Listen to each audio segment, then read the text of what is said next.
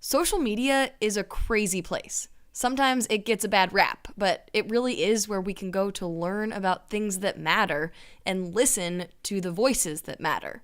It's where we hear about and see examples of horrible violence against Black people, George Floyd, Ahmaud Arbery, Breonna Taylor.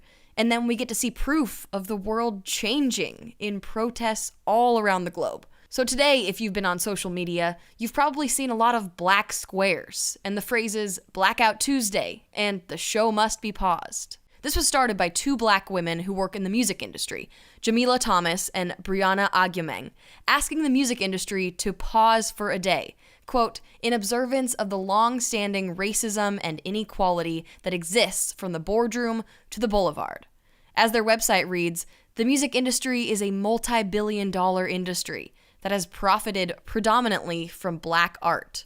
Of course, as the women mention, this is not something that can be fixed in one day. But the point is for all of us to pause today, to reflect and listen to the Black community. Does your Instagram feed look like this? That was not the intention. As Rodney V. Smith says here on Twitter, the Blackout Tuesday does not mean to simply post a Black picture and leave social media for the day.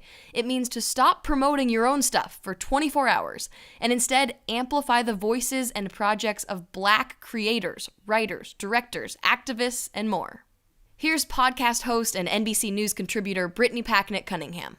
If you do that, you are actually helping to raise the voices of Black people instead of completely squashing the conversation. If we all get on our Instagram and everything is Black, we're not talking about the things that matter. And if you do decide to put up a Black picture as a post, do not use the hashtag Black Lives Matter, because what it does is when you click on the hashtag, everything in there is Black. So suddenly all of the content, all of the art, all of the education, all of the announcements of protests and events, all of those are suddenly buried.